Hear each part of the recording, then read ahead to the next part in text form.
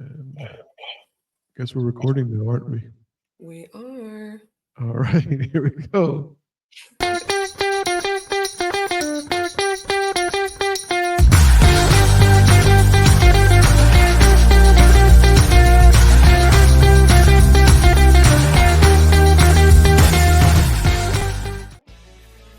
right, Madison, we are back. I don't know if you can hear the background music or not. Tell me if you can hear it. I can. Yeah. Oh, thank you. Do you understand?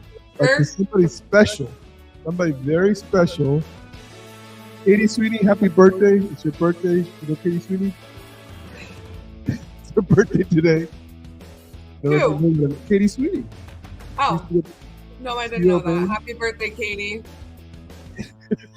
Screw madness. Madness is not important.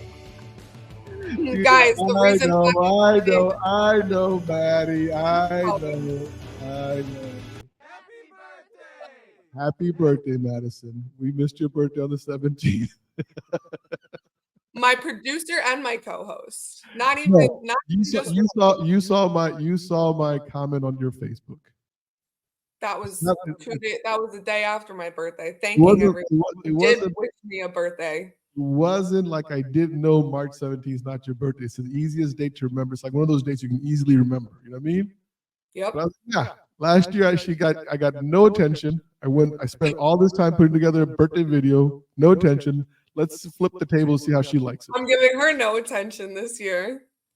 Well, it works. I get very like, if you wish me a happy birthday, I'll make sure I wish you a happy birthday sort of thing. And I feel like I remember people that like didn't wish me a happy birthday. Like my mother, for instance. No, my mother forgot. She forgot, but she didn't call me until like late in the afternoon on Sunday. And I was like, did you forget that you birthed me on this day? Oh my God. 28 years ago? Don't make me angry. So Fobby forgot me. My mother forgot me. I forgot you on purpose. Let's make sure we understand that. Like I forgot you on purpose. Well, you got me. Good one. Now I'm gonna post a video on your Facebook wall, and it's gonna be. Here you go, Matt. One more time. Everybody, in case you didn't pick up on this, not today, 4 days ago, in the year of 1996. In the good year of our Lord, 1996, our young Madison Keenan was placed on this earth. And it's been a better place ever since then. I feel so honored. All right. Anyway, honestly, this was a birthday that all right, get rid of the music. No, get rid of the music. No, in all honesty, though, this was the type of birthday this year. I don't know if it's because I'm getting older and like I'm creeping out of my 20s, but everyone's like, what are you doing for your birthday? What are you doing for your birthday? And I was like, I don't want to do anything. Like, I don't want to plan. I don't want to think about how everyone's getting to and from if someone doesn't like the birthday idea. So I flew out to Florida, the good state of Florida, on March 4th. And today is March 21st. And I'm still here. All right. That was my birthday gift to myself, was going into a month of no planning, just doing madness. I want to distract you with those little noises. I'm sorry. I know. Did you see me? I was like, I'm getting better. It was just one of those moments. So happy birthday, Maddie. It's good to see you in a birthday again this year. Thanks. I'm glad to see another year. Another year in the mortgage industry. Don't celebrate a birthday. It's not a good day. Just think about it for a second. You're right. And there's plenty of people who don't get to celebrate birthdays every day, Maddie. So consider yourself on the good list. You're right. You're absolutely right. Happy birthday to her also. Happy birthday, Katie. She had a show just a few weeks ago with me here. It was really fun having her on here because she's excited about this new thing she's doing. She left AIM. I think it's official now. Not sure if it's official or not. I think it is. She's actually with a broker action committee, so BAC. So she's in. I know. I listened to the episode. I was very, very inspired by her. It's so funny. Katie her and I used to work the same company, and her very first week at the job, she was in a room full of us old regional vice presidents, and we tore her apart because she was trying to tell us why we needed to buy leads from this source, blah, blah, blah. And that was her first week on the job.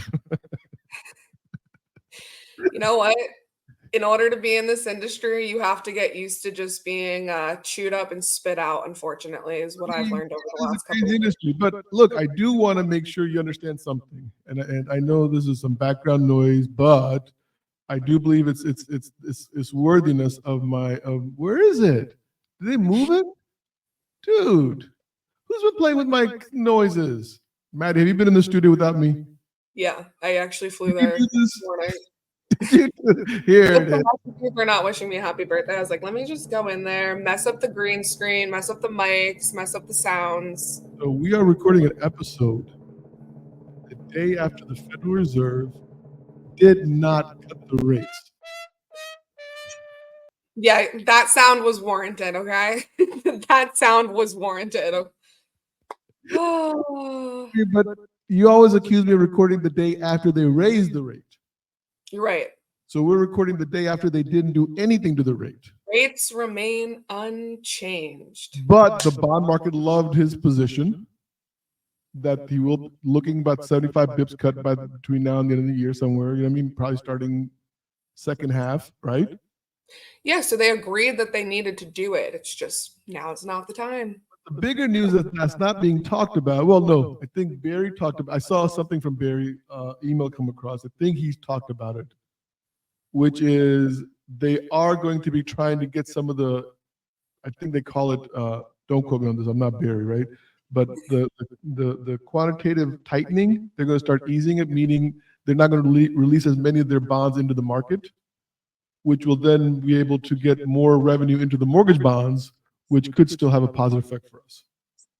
So that, Fingers crossed. yeah. I just went totally blurry. Did you see I that? was gonna say, I literally just like looked at my. I was like, am I losing sight right now? You mess with my green screen, you have my sound effects, and now you mess with my camera. Sorry. I will absolutely wish you a happy birthday for the rest of the year. Every day I'm gonna wake up to a birthday text from Fobby. So listen, you're in Florida now because you're licensed in Florida. I You're am. licensed in New Jersey, the great state of New Jersey, the little state that said I could and it did. You know what I mean? And then it said, who are you looking at? The armpit state, or as some people like to call it. Listen, Madison Keenan said that, not me. Send your. I said, as some people like to call it, not you, not me. I don't ever call it that. And now you're licensed in Pennsylvania too. Congratulations. I am. Thank you. Thank you. Yeah. You know Pennsylvania's logo, right? Motto. What one? They have every state has one motto, one slogan. What's You know, like a saying, like you recognize it, like Virginia, where it's called this. Everyone's a lover in Virginia, or Virginia, something like that. Which is interesting because Maryland, which is our sister state right next to us. everyone's a hater? No, Maryland is for crabs, so it's like lovers in Virginia and crabs in Maryland. It's like I don't know, dude. Oh, wait. What's New Jersey saying? The Forget about armpit state? it. I don't know what it is, but I know Pennsylvania's. Okay. Pennsylvania's is you have a friend in Pennsylvania. Okay. So we're going a little Toy Story there. Also know Florida's. The Sunshine State. Thank you. See, you got it. You're catching on. And I'm in St. Petersburg, which is known as like the Sunset Haven. Yes. And I've seen. Because why? Do you know why? Because we're close to the equator. I don't know. No. Even close. Listen, I'm in mortgages. I never said that I was good in science or anything to do. Facing the bay. I mean, not the bay. Oh, yeah. The Gulf. The Gulf. Mexico, right? Mm-hmm. And so that's where the sun is setting into the Gulf on the west side.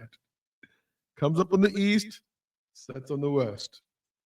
If you ask me what direction I'm facing right now, all right, but let the audience know you're not sitting in a jail cell. I'm not. It's like one of those egg crate chairs because the last meeting that I went on yesterday, everyone thought that this was fake, but they were like, "Where are you? It looks like you're sitting in like a bird cage or jail." Yeah. So Madison, you're licensed in Florida. Yes. and you're doing business in Florida. I am. And I know that Florida has a glut of inventory again. It does, which is part of the reason that I wanted to come down here.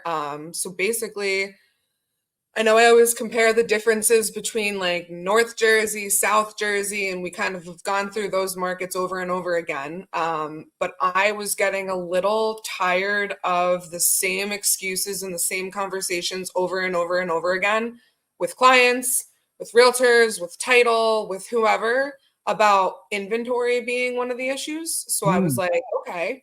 My mother and father have a house down here. My brother lives down here. My aunt and uncle live on the other coast. And I have a couple of relationships with people. And it just seems like business is booming. You know, if you even go on Zillow right now and you were to look at like the map of certain areas versus the map of certain areas of New Jersey, there's just way more inventory. So one of the reasons I wanted to come out here was one, I'm hoping to get an investment property for myself by the end of the year. That's one of my business and personal goals. Nice. But two, I just felt like there's more movement and more going on up here. I feel like everyone back in Jersey is still hibernating. Even though the spring market's right around the corner, I don't feel like there was as much of a surge as there normally is come end of February, beginning of March. So I came down here and I just wanted to see. I came here with absolutely no plan. Like booked a one-way flight, came down here, contacted a couple people that I was coming down here, and I've quite literally, I feel like it was just like, you know, every time you go on vacation and all of a sudden your phone blows up. Yeah. Well, it was the same thing, except I'm not on vacation because I quite literally have gone to the beach like 3 times in the last 3 weeks because I feel like there's just so much happening. Who has no sympathy or empathy for you about that little statement there? Who? Me. You? Yeah. Well, I mean, you know this office right now is freezing because I guess the landlord here decided that it was springtime and didn't turn the heat on a few weeks ago. And we're at 34 degrees right now here in DC Metro. Yeah, my sales team this morning, I was on a sales call and they were literally sitting in there in parkas and everything. And I was like, oh God, like, is this what I have to come back to? So no sympathy at all, Spring Maddie. season and spring So market has not, so sorry. yeah. So sorry. Yeah, spring season and spring market has not crept in yet. I normally I end the show with this, but I want to start off with this. Think about a tip that you would give a new loan officer, you know what I mean, that trying to cut their teeth in the business. I mean, is having multiple licenses a good tip, or is there something more? So, you know, it's a kind of a catch, 2-8. What is the, I don't know the phrase. Catch. Catch. Catch times 2. I mean, look, you have to spend money to get the licenses, to renew the license. So I was always very, you know, like I feel like that was one of the things that I saw a lot of new loan officers do right off the rip is like, let me just start getting licensed in a bunch of states and that's going to bring in a bunch of business. So I would advise new loan officers to one, just start slow, like start with where you live, build out a network there, and then see what fits. And so for me, I got my Florida license during the pandemic when everyone from up in New Jersey and New York was moving down to Florida. So I saw a lot of value in, okay, I'm talking to Florida agents. They're talking about how much out of state clientele they have. Well, here, I could send you the out of state clientele because I know people where I'm from that are moving down there. And same mentality with Pennsylvania. As we're running into inventory issues or the home prices are not coming down as people were hoping or thinking they would, people just can't afford to live in certain parts of New Jersey. So going to different parts of Pennsylvania, I don't want to say that it's necessarily cheaper, but you get a lot more down there than you get up here. What's the tip? The tip is one, be cautious. Be cautious going into getting multiple states. Like, don't think that just because you have licenses in multiple states, you automatically have business coming from multiple states. You have to work every state. So that was good. I like that one. Like number one. I feel like we need to have a timer, like Minute Madness or something like that. Only give me a minute to ramble. Ask your question like 68 seconds ago. Let's come back to that question. That was a good answer. I think you were born for politics. I think you're a natural politician. Probably. I was. You know what? I think you should gravitate towards politics. Yeah, The I'm way you answer biased. questions is really good.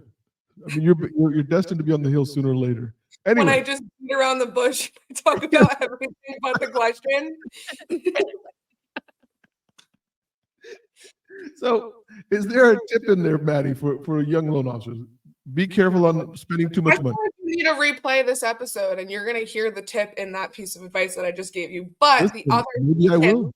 I'm always the ready other for tips. tip and piece of advice that we were talking about before I came on the call, which is related to what I'm noticing down in Florida, is the difference between doing a broker open and doing an open house.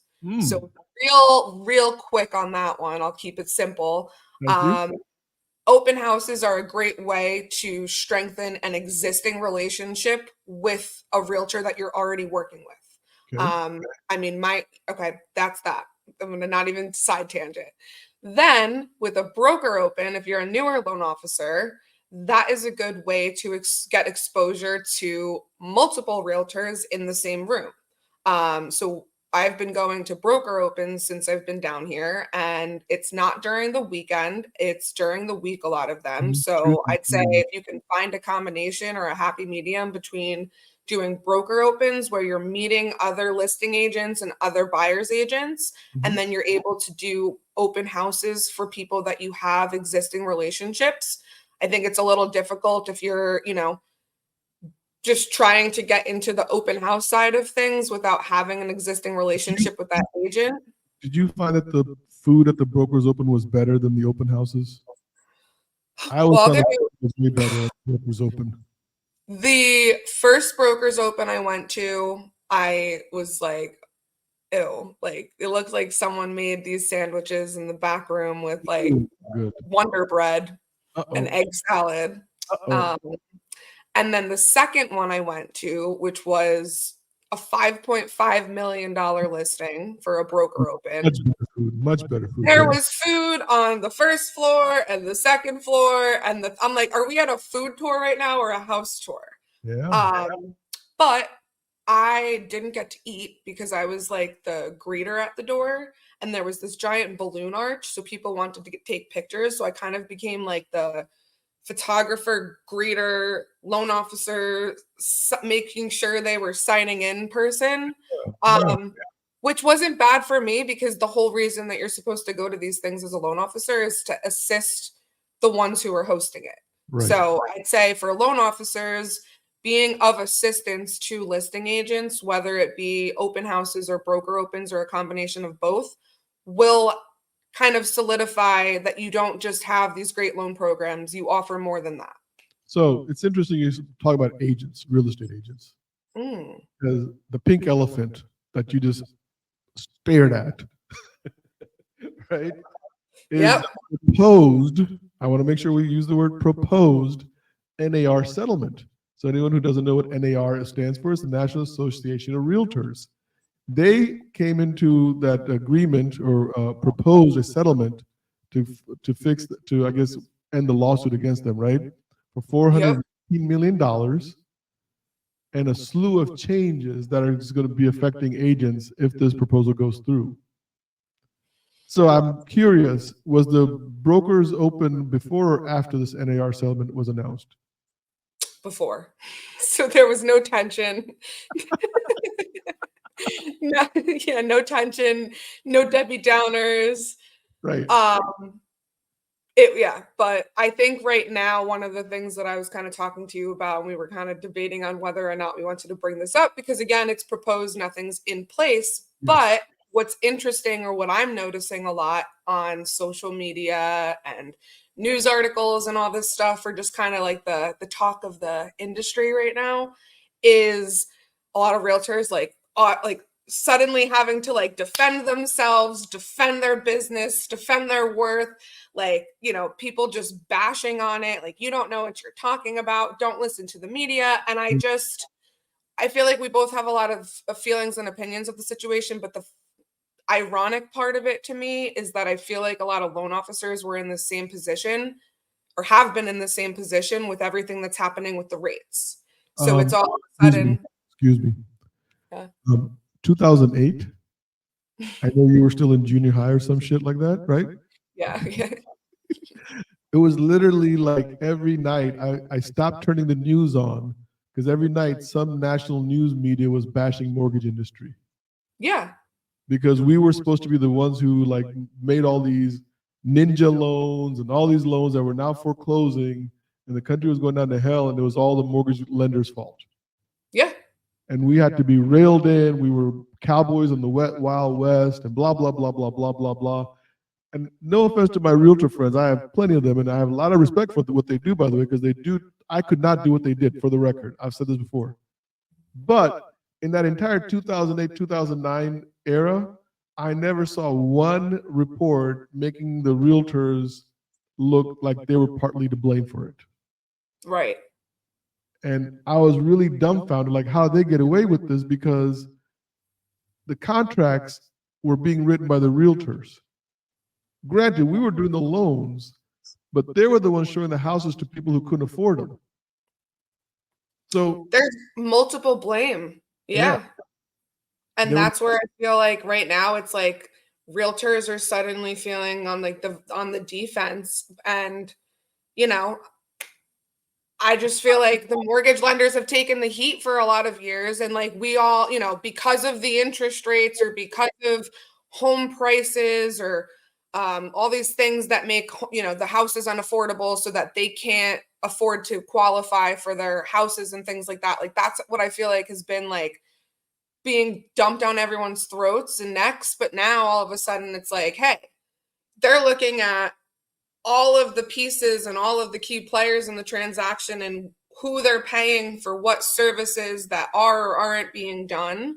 So I don't think that this is necessarily a bad thing. And, I'm seeing multiple sides of the story when it comes to NAR is standing on the ground that they're saying this is not going to change anything.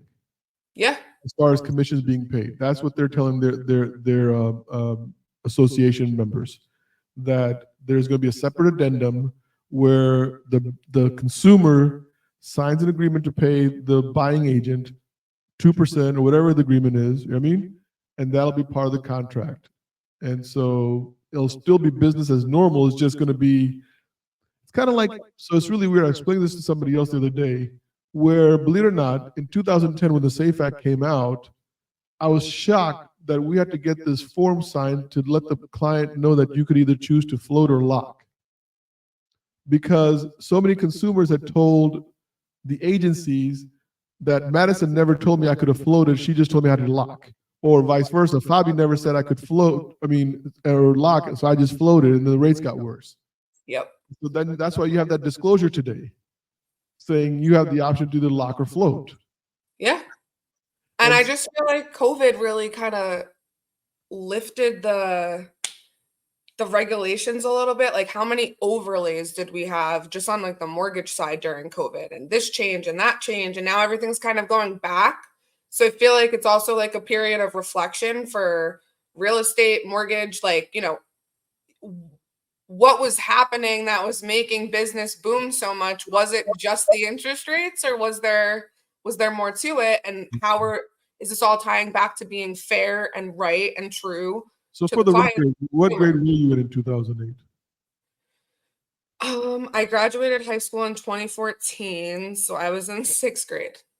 That's great, Madison. As my life was falling apart. I'm just sitting there with my braces and I was returning my Lexus vehicles back to the bank, living in the parking lot saying, kiss my ass. I can't make the payment. Well, my parents bought what I consider my childhood home in 2008.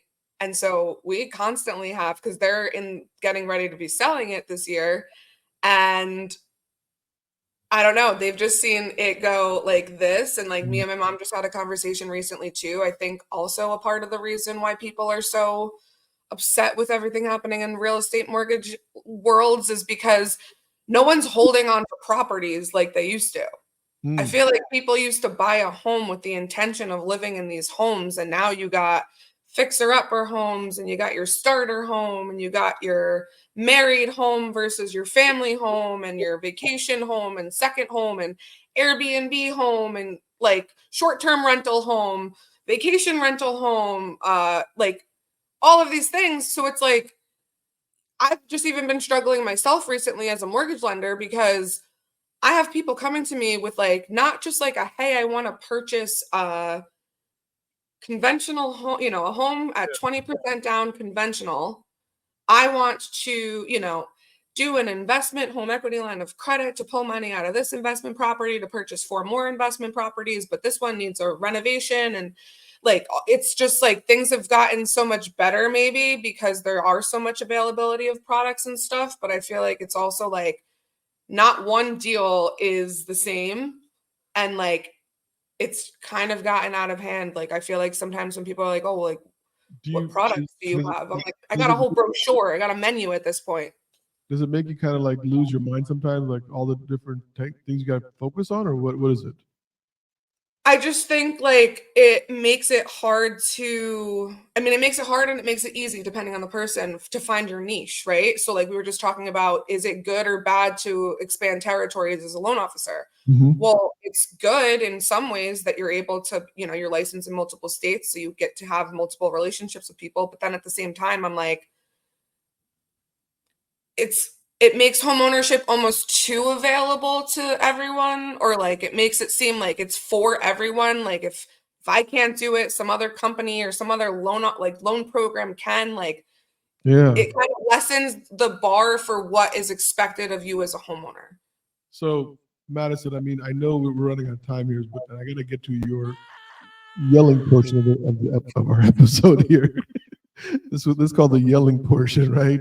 So, have you had to yell since we recorded our last episode over anything going on in the mortgage industry with your clients? Anything going on? Oh, well, me and Gina just closed, my girl Gina Scadella. We just closed a very interesting deal. And one of the parties in the transaction, and it wasn't mortgage and it wasn't real estate, just decided to not do their job, like didn't even collect the earnest money deposit, didn't even order title until the week that they wanted to close. Oh, no. And so we've been getting yes to dust and yes and yes and yes from one party. And then in that same field, was whoever is the manager of that person was like, oh my God, like we basically might have gotten someone fired after this deal. Oh, Put it that way. Yeah. There was well, a lot of we had a crazy episode here in Alexandria happen. I've never heard this one, by the way. So where we had a clear to close loan, and the seller says, I just saw the final sheet and I don't want to sell my house anymore. I had a client threaten the right to rescind before purchasing. And I was like, and then I literally, when the clients are so like manipulative or they like gaslight you so much until like, and I'm like, is there a right to rescind on a purchase transaction? And I'm like literally spinning my wheels. And I'm like, and I was like, oh my God, she just like the way that she had executed this whole like, well, I have the right to rescind. Oh, I'll give the same client, right? They threatened me with the right to rescind on a purchase before we even closed. Yeah. I had to lock her interest rate, and I kind of knew, like, I feel like I've gotten better in this world of mortgages to understand who people are. So I made her, like, we had an hour-long conversation about the rate. So I took my time with, like, making sure she understood her options.